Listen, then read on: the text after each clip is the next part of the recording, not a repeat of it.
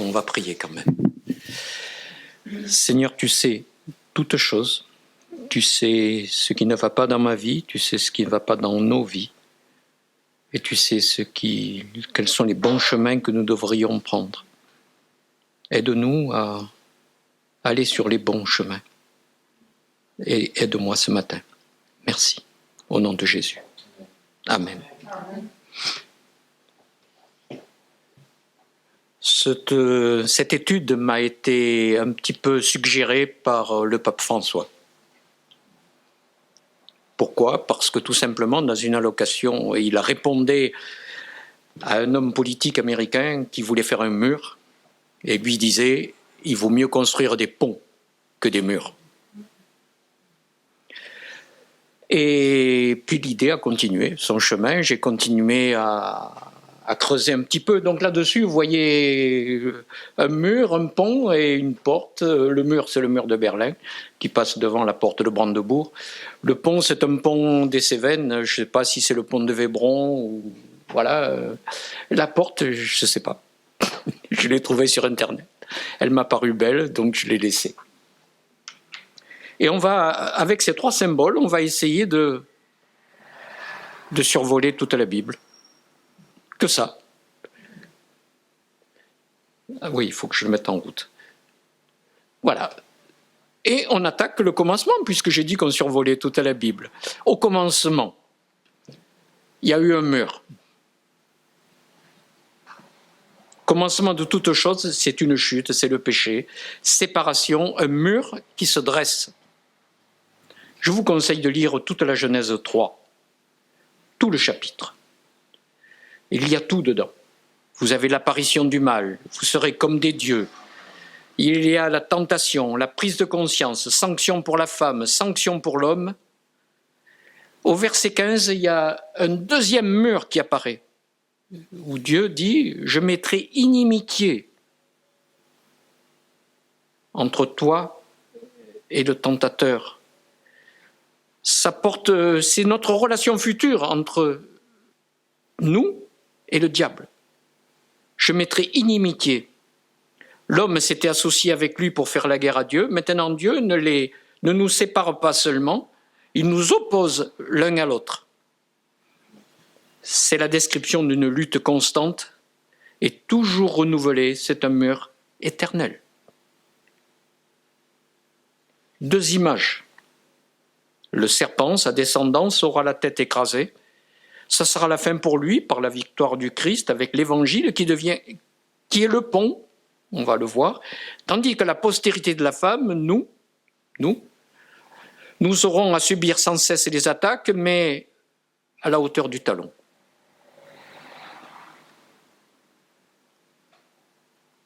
Après un mur, un pont. Le pont, c'est l'évangile. Dans Genèse 3, je vous conseille de relire ce chapitre de Genèse 3, qui est très très important. L'homme est chassé du jardin. Il y a eu faute. Il y a eu démolition ou déconstruction, comme vous voulez. C'est Dieu lui-même qui garde le jardin. Le jardin est fermé par une porte et cette porte est gardée par un chérubin, par une épée de feu, on peut assimiler cela à la parole de Dieu. Mais voilà, Dieu commence à mettre en place la reconstruction. Dès Genèse 3, l'homme est séparé, mais l'homme est incapable de revenir. Il faut construire un pont, mais nous n'en sommes pas capables. Alors c'est Dieu qui va s'en charger. Et pourtant, les ponts, on sait les faire. Vous connaissez ce pont célèbre ? Oui, on les retrouve même sur les billets de banque. Alors en fait, le pont a été construit dans une petite ville des Pays-Bas, uniquement pour cela. Et donc le pont n'existe pas sur le billet de banque, mais il y a une ressemblance. Un autre exemple d'un pont que vous connaissez aussi bien, on sait les faire, les ponts. Celui-là, c'est le premier pont construit par Gustave Eiffel. Jamais un pont supportera un train. C'est le pont sur le Garabit. Et un autre pont célèbre, celui-là de Chine, un pont de verre. Un autre pont qui est peut-être plus critique que celui-là, c'est un pont sur les crevasses. Vous savez, quand vous voulez conquérir l'Everest ou le Mont Blanc, il y a des trous et donc on se sert d'échelles. C'est léger, on peut les déployer, il faut les arrimer. Il faut avoir beaucoup de confiance. C'est une belle image de la foi qui est là, que je vous laisse. Voilà, ce pont sur la crevasse, il faut le prendre. Et puis un autre pont, pour terminer, aérien, celui-là, c'est celui qui a permis au secteur ouest de Berlin de survivre pendant le blocus soviétique. Donc on sait les faire, les ponts. Mais ce qu'on ne sait pas faire, c'est l'évangile. Ça, on ne sait pas, c'est l'œuvre de Dieu. On ne sait pas construire, mais la seule chose que l'on sait faire, c'est transmettre. Et pour cela, pour transmettre, il y a un principe de causalité. Le principe de causalité, c'est un peu difficile à expliquer, mais je me suis servi d'une image. Excusez-moi, je me suis un peu perdu dans mes feuilles. C'est l'image d'un interrupteur. Vous savez, quand vous voulez mettre de la lumière, vous allez sur le bouton, vous appuyez dessus, et vous dites « Oh, miracle, l'interrupteur me donne la lumière ». Non, il n'y a pas miracle. L'interrupteur ne donne pas la lumière, il permet simplement le passage du courant. Et l'analogie avec nous, c'est que nous ne sommes que des interrupteurs. Inutiles. Puisque c'est la parole qu'il dit. Et pourquoi fallait-il faire ce pont? Que Dieu fasse ce pont? Parce que tout simplement, il y a un constat dès le départ, accablant. Il n'y a pas de Dieu. Tous se sont égarés. Il n'y en a pas un qui fasse le bien. Et par un seul homme, le péché est entré dans le monde, et par le péché, la mort, et qu'après la mort a passé sur tous les hommes, tous ont péché.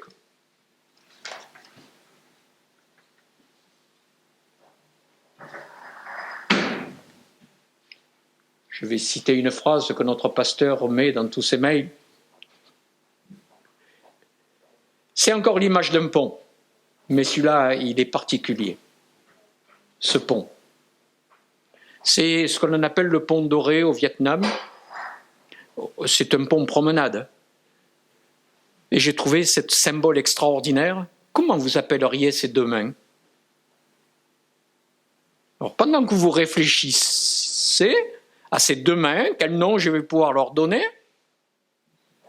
C'est vraiment un pont offert. J'ai trouvé l'image extraordinaire. Pendant que vous réfléchissez, voilà, moi je vous propose un autre jeu de mots sur les mains. C'est une peinture de Rembrandt qui décrit le fils prodigue et son père le reçoit en posant les deux mains sur lui, avec une main d'homme et une main de femme. C'est toujours deux mains.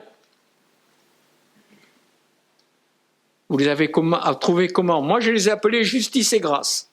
Je peux me tromper, vous pouvez avoir d'autres opinions, ça ne me dérangera pas. Mais voilà, ces deux mains, elles sont là. Il y a eu faute et offense. Nous sommes libres de faire le mal, de détruire, mais nous sommes incapables de réparer.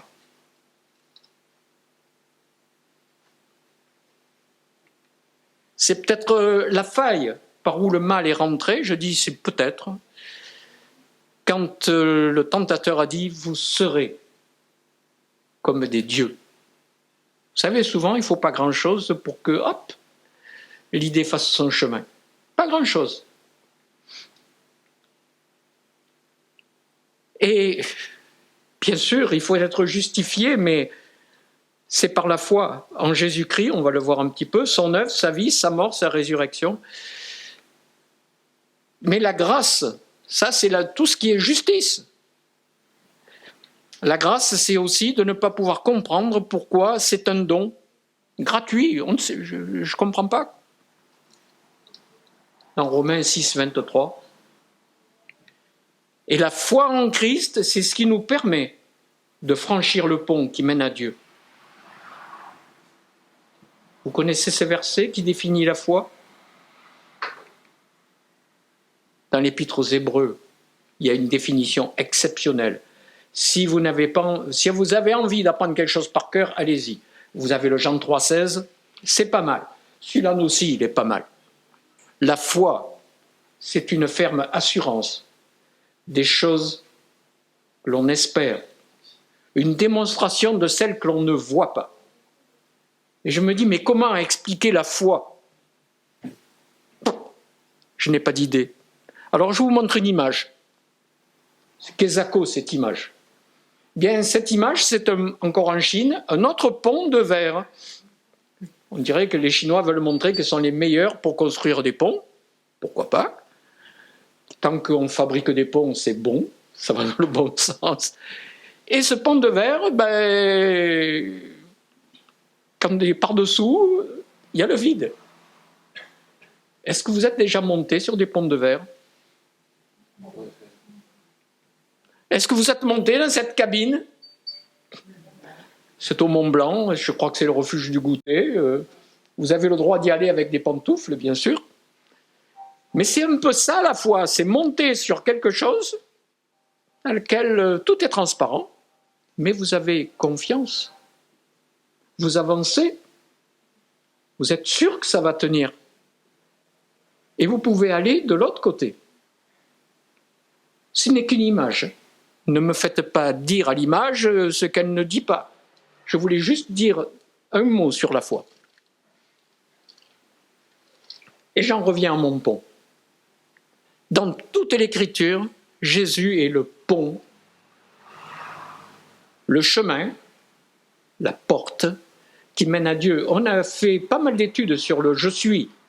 Et bien sûr, je suis le chemin, la vérité et la vie. Nul ne vient au Père que par moi. On est en plein dans les ponts. Et Jésus va même plus loin, il disait, moi je détruisais le temple, j'en referai un autre dans 3 jours. La parole a été faite chair. Merci Paul.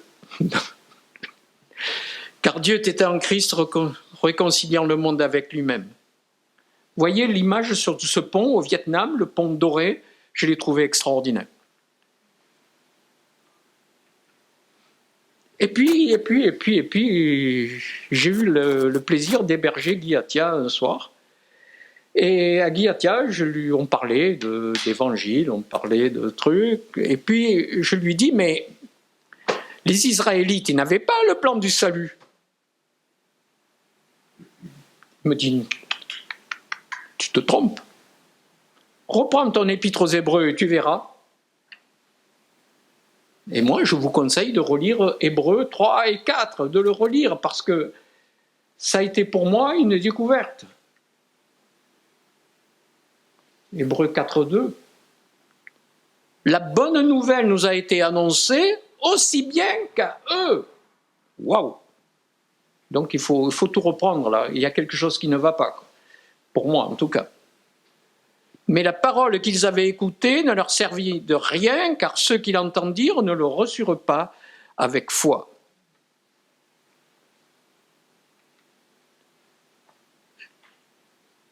Toujours dans Hébreux, les œuvres de Dieu étaient cependant faites depuis la fondation du monde. Hébreux 4, 6, ceux qui avaient reçu les premiers cette bonne nouvelle,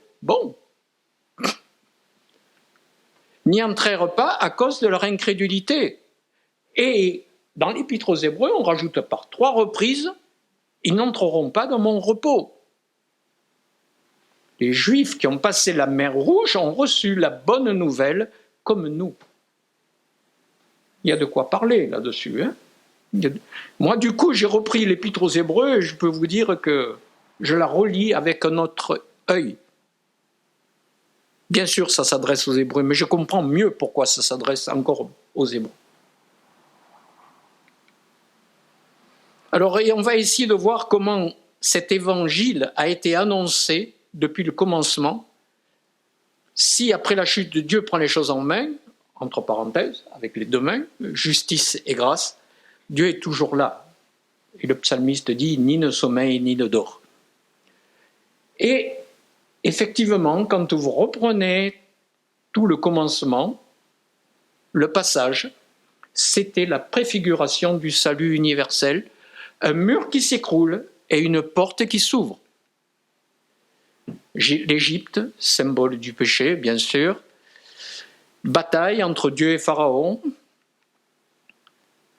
et puis ce dernier fléau, qui n'a pas touché ceux qui avaient mis le sang de l'agneau sur la porte, Pessa, Pâques, le passage de l'ange,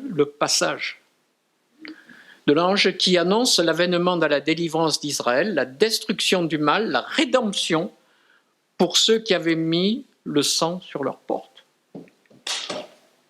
Le passage de l'ange de la mort par-dessus les maisons des enfants d'Israël, passage de la mort à la vie.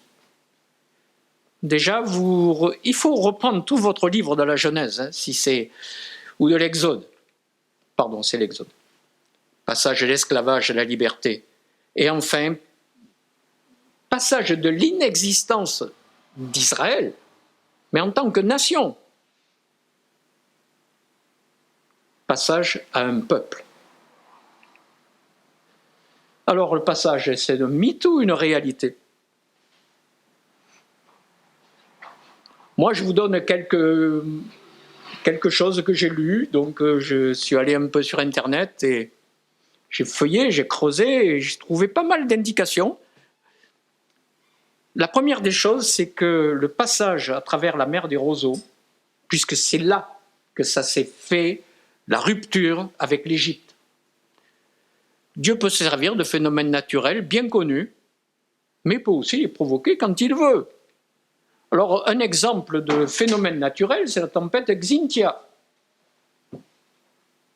ou Katrina, qui a inondé la Nouvelle-Orléans, et Xynthia qui a inondé les terres de Vendée. L'eau est rentrée avec une hauteur de plus de 2 mètres à l'intérieur des terres.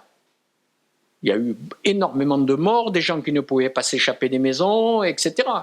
Ça n'a pas été sur une période longue, ça a duré une journée peut-être, le temps que l'eau s'évacue, mais ça a été très court, mais violent. C'est ça, un tsunami. Donc là, c'est une inondation. Mais il existe aussi, tout à fait, et ça existe, la régression marine. C'est un retrait, exactement l'inverse, ça dépend du vent, ça dépend des courants, ça dépend de la marée, ça dépend de beaucoup de choses. Ça se traduit par un abaissement de la ligne de côte et l'augmentation de la surface des terres émergées. Là, j'ai copié ça directement sur Wikipédia. Voilà, ça paraît bien comme ça. Et parmi les hypothèses les plus probables, puisque j'ai repris mon texte de la Bible, il y en a au moins 4. Le passage aurait eu lieu dans le delta du Nil, faible profondeur, dans la mer des roseaux, et la Bible dit qu'il y avait en plus ce jour-là un vent d'est qui soufflait, qui allait dans le bon sens. Pourquoi pas une régression marine? Après l'esclavage, la délivrance, mais il y a un mur qui se referme. C'est le passage à travers la mer Rouge. Cela ne suffisait pas, il fallait détruire le symbole du péché, créer un mur infranchissable pour éviter de retourner en arrière. C'est le passage de la mer, le mur qui stoppe l'armée de Pharaon. C'est fini. C'est aussi un pont, même si c'est un passage à vide, un passage à gué qui mène à la terre promise. Vous avez les deux symboles en même temps. C'est le passage, ça je l'ai déjà dit, c'est la préfiguration d'un peuple que Dieu a choisi et de laquelle sortira le Messie. Mais voilà, je continue dans mon épître aux Hébreux, j'ai essayé de comprendre. 40 ans de désert, un mur pour une génération. Toute une génération n'est pas rentrée dans la terre promise. Au fait, combien de temps devait rester Israël après avoir passé la mer des roseaux? Combien de temps il devait s'écouler? Moi, il me semblait que c'était quelques mois. Une année au maximum. Mais ce n'était pas plus. C'est un temps d'information, de chute, le veau d'or, les intercessions de Moïse, préfiguration de Christ pour le peuple, le sacrifice, le bouc, la victime expiatoire. Ils ont reçu le livre de la loi, les 10 commandements. Ils ont entendu les règles à suivre pour le sacerdoce. Et puis, il y a ce découragement avec le retour des espions. Moïse fait cette prière. Pardonne, je t'en prie, la faute de ce peuple comme tu as pardonné depuis l'Égypte jusqu'ici. Mais Dieu n'a pas entendu cette prière. Tous ceux-là ne verront pas le pays que j'ai juré à leur père. Tous ceux qui ne m'ont outragé ne le verront pas. Et je conclus en disant merci à Guy Attia. Maintenant, je reprends mon épître aux Hébreux avec un autre œil. Et la porte. La première mention de la porte que j'ai trouvée, bon, vous savez, c'est facile quand on a des outils informatiques. Le péché, c'est Dieu qui s'adresse à Caïn, qui vient de tuer son frère. Non, pardon, juste avant qu'il tue son frère. Le péché est tapis à ta porte, et ses désirs se portent vers toi, mais toi, domine sur lui. Il y a toute une idée. Ne le laisse pas rentrer chez toi. Et on a fait une grosse étude sur les « je suis ». Jean 10, moi, je suis la porte. Si quelqu'un entre par moi, il sera sauvé. Et je vous ai dit qu'on survolait toute la Bible. Quand on survole, on va de la Genèse à l'Apocalypse. J'ai mis devant toi une porte ouverte. Vous savez, c'est la lettre aux 7 églises. Que nul ne peut fermer parce que tu as peu de puissance, que tu as gardé ma parole, que tu n'as pas renié mon nom. Apocalypse 3,20. Une jolie promesse. Je me tiens à la porte et je frappe. Si quelqu'un entend ma voix, ouvre la porte, j'entrerai chez lui, je souperai avec lui et lui avec moi. Et toujours dans Apocalypse 4, après cela, je regardai et voici une porte était ouverte dans le ciel. Alors, la boucle est bouclée. On a démarré avec un mur et puis un pont, une porte. Tout est accompli. Le voile du temple qui se déchire, la réconciliation, le pont a été construit de toute éternité, dès le début. Et maintenant, il est offert. La porte est ouverte, le jardin était fermé par une porte, elle est restée fermée pour quelque temps, celle-ci est demeurée, est maintenant ouverte. Le mur d'inimitié a été abattu, dans Éphésiens 2,14, car il est notre paix, lui qui des deux n'en a fait qu'un et qui a renversé le mur de séparation. La conclusion, parce qu'il faut que je reste aussi dans mon timing, moi. Je l'ai emprunté à un ami qui s'appelle Timothée Calvo, de l'INEPREF, avec qui je collabore, et qui m'a donné cette phrase que j'ai prise pour moi-même. Dieu a tendance à faire les choses à l'inverse de nous. Il prend et reprend contact d'abord avec nous, parce que nous ne pouvons pas aller vers lui. C'est lui qui prend l'initiative, qui est aux manettes, aux commandes, à la manœuvre. Et il se met ensuite en relation avec nous, pour nous pardonner ensuite, avec le petit conditionnel, si nous acceptons son pardon. Sans dialogue, sans relation, comment nous amener à comprendre, à réaliser ce que nous avons fait? Et si nous ne réalisons pas, comment on va pouvoir se repentir? J'aime beaucoup ce terme, le kairos. C'est le moment, c'est le temps, c'est maintenant. Il faut faire un choix. le moment favorable. Aujourd'hui, si vous entendez sa voix, n'endurcissez pas vos cœurs. Comme Pharaon, sinon il y aura un mur. Mais il n'y aura plus de pont. Encore qu'avec Dieu, j'avais posé un jour ces questions. Qu'est-ce qui se serait passé si l'homme qui avait les talents, qui a caché les talents, s'était repenti? Et Nora me dit, j'ai pensé au fils prodigue. Voilà, mais la parole est là, il y aura un mur, mais plus de pont. Alors, il faut rendre gloire à Dieu de ce qu'il n'a pas attendu que nous, on réalise tout de nous-mêmes pour venir à notre rencontre. Mais lui, il est venu. Amen.